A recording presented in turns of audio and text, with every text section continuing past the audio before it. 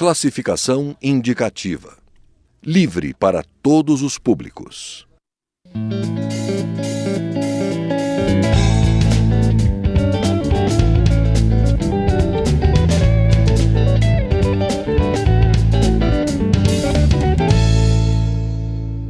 Olá! Entre as propostas prometidas pelo governo do presidente interino Michel Temer para controlar os gastos públicos, a primeira a chegar ao Congresso Nacional foi a proposta de emenda à Constituição que institui o novo regime fiscal. O deputado Danilo Forte, do PSB do Ceará, foi escolhido para ser o relator dessa proposta na Comissão de Constituição e Justiça e agora preside uma comissão especial que trata do tema. E é sobre isso que a gente conversa agora. Bem-vindo à Palavra Aberta. Obrigado, é um prazer estar aqui. Deputado Danilo, qual a importância dessa proposta de controle dos gastos públicos? É importante controlar os gastos públicos? É fundamental. Todos nós sabemos que, desde a nossa casa, quando há um descontrole, quando se gasta mais do que o que se ganha, o que se arrecada, você vai passar por uma situação difícil, né? Você perde o controle e aí estoura o cartão de crédito, aí perde o crédito na praça, não pode mais comprar fiado, o nome vai para o Serasa, vai para o SPC. Hoje o Brasil tem 59 milhões de pessoas que estão na lista negra do crédito, né? Estão inadimplentes, ou seja, no cartão de crédito, ou seja, no Serasa, ou seja, no crediário. Diante disso, a gente precisa resolver o problema do país, porque nós temos 11 milhões e 600 mil desempregados. Nós temos uma inflação nunca vista, nós estamos com um descontrole tão grande na economia que hoje um quilo de feijão custa quase o preço de um quilo de café. Um quilo de queijo está mais caro que um quilo de filé. Então, isso é tudo desarrumação que está a economia do Brasil.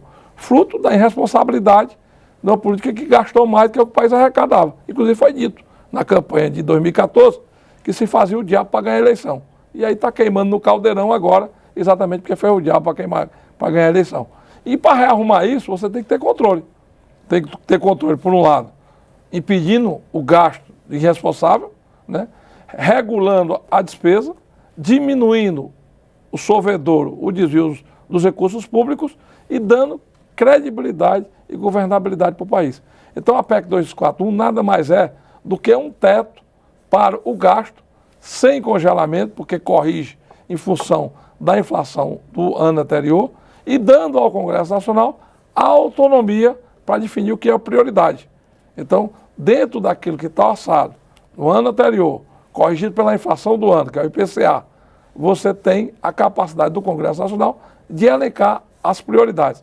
E as prioridades devem ser feitas em cima dos programas, das ações, dos investimentos do governo, que são oriundos exatamente de uma boa eficiência do serviço público. O que todo mundo quer é que o serviço público funcione. É que tenha o posto médico, mas tenha um médico e tenha um medicamento e um tratamento digno. Que tenha a escola, mas tenha professor e tenha qualidade de ensino. Que tenha a segurança, tenha uma polícia bem orientada, tenha a iluminação pública, que inclusive virou fator de insegurança no país. Então, e que tudo isso volte a dar ao país condição de ter credibilidade no governo para voltar aos investimentos e voltando ao investimento, volta a geração de emprego. Deputado, um medo que parte da população tem demonstrado é de que gastos com saúde e educação, principalmente, ficassem congelados. O senhor já falou que não é por aí que isso vai continuar sendo reajustado, né? As pessoas podem ficar tranquilas quanto a esse tipo de coisa, né? Não, assim. Esse é o discurso de uma nova oposição que teve a oportunidade de consertar o país e, em vez de consertar o país, aprofundou-se no erro do passado. Então, perdeu a oportunidade da mudança. E quando a gente está fazendo a PEC, em nenhum momento ela cita órgãos ou instituições dentro do próprio governo. Ela cita política teto para o geral, para o todo. Uhum. E dentro do todo, vocês podem fazer uma avaliação que, onde for mais necessário, poderá haver uma mudança. Por exemplo, você pode tirar dinheiro se o juro baixar. Você pode ter folga na sobra do juro para investimento. E esse investimento pode ser saúde, educação, moradia, esgoto, que são tão importantes para a família brasileira hoje, como também segurança. Você pode definir que um gasto com um segmento é desnecessário e que o gasto com outro segmento é prioritário. E aí você pode aumentar a compra do medicamento, o investimento na escola, o aumento do professor, tudo isso pode ser dado. O que para o orçamento em geral é teto, para a educação e para a saúde é piso. Porque nós, inclusive, temos normas constitucional e um debate já bem estruturado no país, da necessidade de dar prioridade do que é educação e saúde. Nenhuma nação do mundo evolui sem educação. Nenhuma família pode ter um tratamento digno se não tiver investimento na saúde. Só que hoje nós temos outras prioridades que é melhor você ter o mínimo para garantir isso do que não ter nenhum. Nós temos 6 estados no Brasil inadimplentes, pagando atrasado. A gente viu a insolvência econômica do Rio de Janeiro, Sim, que declarou estado de calamidade pública. Nós temos 50% dos municípios brasileiros hoje que têm dificuldade de pagar a folha de pagamento dos seus servidores. Então é muito melhor você ter a garantia do mínimo do que tentar ter um gasto desnecessário e grande que você não pode cumprir. Deputado, o senhor acabou de citar o caso de 6 estados que não estão dando conta de pagar as contas, e geralmente esse problema é com pessoal e custeio, né? É pagamento de funcionários, é previdência. E como isso pode ser resolvido depois? O teto não vai resolver isso por si só, né? Vem outras reformas depois disso? É necessário que o ajuste seja complementado, né? O teto é apenas um parâmetro que dá credibilidade e dá condição legal para o governo conter a gastança, conter o desequilíbrio dos gastos públicos. Por outro lado, você tem que fazer reformas estruturantes, capazes de dar ao país um prosseguimento para que a gente possa avançar, inclusive nos programas sociais. Porque existem muitas distorções. Por exemplo, o Defesa aqui em Brasília, ter 40 mil pescadores recebendo o Defesa aqui em Brasília, que só tem um Lago Paranoá para pescar e que nem cabe 40 mil pessoas, quer dizer, é um absurdo. Então você tem que conter esse desequilíbrio. Como foi feito agora recentemente no reajuste do Bolsa Família. Se identificou milhares e milhares de famílias que estavam cadastradas indevidamente. Vereadores, pessoas inclusive com empresa, com CNPJ, cadastradas no Bolsa Família. Só com a retenção desse gasto, você conseguiu dar um aumento superior ao que estava estimulado, inclusive pelo governo anterior, que dizia que o presidente Temer ia acabar o Bolsa Família. Pelo contrário, o presidente Temer não só preservou, como deu um aumento que estava previsto de 9%, deu um aumento de 12% no Bolsa Família. Então as políticas públicas elas melhoram quando você tem o gasto necessário. É um absurdo que num país como o Brasil, pessoas com menos de 50 anos de idade possam se aposentar. É inadmissível que a gente pague pensão ainda da Guerra do Paraguai, né? Então, quer dizer, e existe isso. Então a gente tem que identificar todos esses ralos, fazer as reformas adequadas, fazer reformas capazes de ampliar o mercado de trabalho e não de restringir, não de diminuir a capacidade de oferta de emprego, porque as pessoas precisam trabalhar, as pessoas querem trabalhar, todo mundo quer ganhar sua vida com dignidade.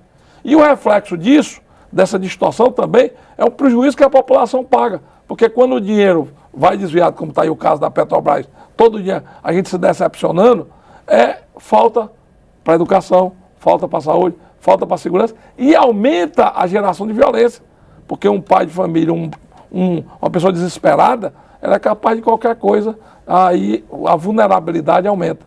Então eu acho, e aí até a ocupação do tráfico de droga também, é uma realidade, principalmente no interior do Nordeste hoje, porque não tem emprego, não tem alternativa, não tem oportunidade para a juventude.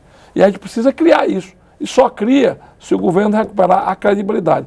Então o Brasil precisa fazer um esforço nesse momento, né, um sacrifício em todos os segmentos, aí não pode ser só um ou só outro, é o empresário, é o trabalhador, é o político, é o parlamentar, os segmentos sociais distintamente terão que fazer uma grande aliança, um grande pacto pelo país. Nós precisamos se juntar pelo Brasil. Se juntar pelo Brasil nesse momento, no nosso papel aqui no Congresso Nacional é aprovar as leis. O nosso papel aqui é fazer um bom debate, como nós estamos fazendo na 241, ouvindo o contraditório, ouvindo os diversos pontos de vista e a partir daí dando celeridade para que a gente possa chegar ao final do ano, já iniciar 2017 de uma nova forma.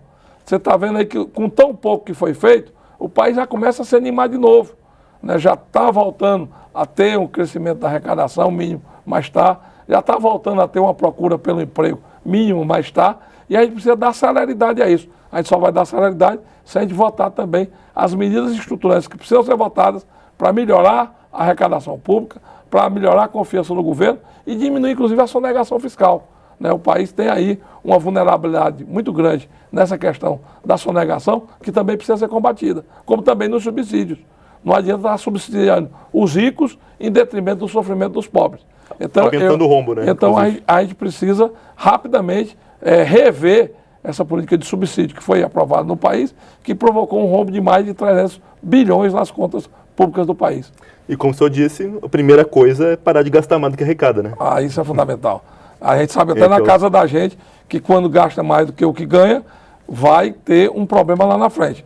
Muitas vezes pede o crédito e ainda passa uma situação de vexame diante de um oficial de justiça que vai dentro da casa do cidadão, da cidadã, que muitas vezes é de bem, mas toma uma geladeira, uma motocicleta que foi comprada fiada e não foi pago. Então é uma punição. Da mesma forma que é no governo, é na empresa, é também no país. E a gente precisa ter a consciência que o Brasil depende de nós. O Brasil não depende de fórmula importada, depende apenas de garantia de uma governabilidade séria, que tenha credibilidade para colocar o país no eixo. Deputado Danilo Fortes, nosso tempo acabou, mas obrigado por ter explicado um pouco mais para o pessoal de casa essa história do teto de gastos do governo, né? Ninguém pode cair na falácia do discurso fácil, principalmente numa véspera de eleição, porque aí vem muitas ilações, vem muitos comentários, muito mais oportunístico e populista em relação ao momento, como a gente já foi enganado em 2014, do que o fato real. Eu prefiro a pior verdade do que a melhor mentira. O Brasil já foi enganado agora há tão pouco tempo atrás, e o que a gente precisa agora é fazer uma grande concertação nacional. E eu espero que o Congresso Nacional honre o seu papel. Eu espero que a Câmara dos Deputados e o Senado consiga dar ao país as normas, as leis necessárias para a gente sair do buraco que nós nos encontramos. Torcer para que a gente consiga, deputado. Boa sorte para o senhor. Obrigado. E para a gente. Obrigado. A gente que agradece. Eu sou Juliano Pires e este é o Palavra Aberta. Você pode conferir esta e outras edições do programa no site câmara.leg.br/Palavra Aberta. A gente fica por aqui. Até mais.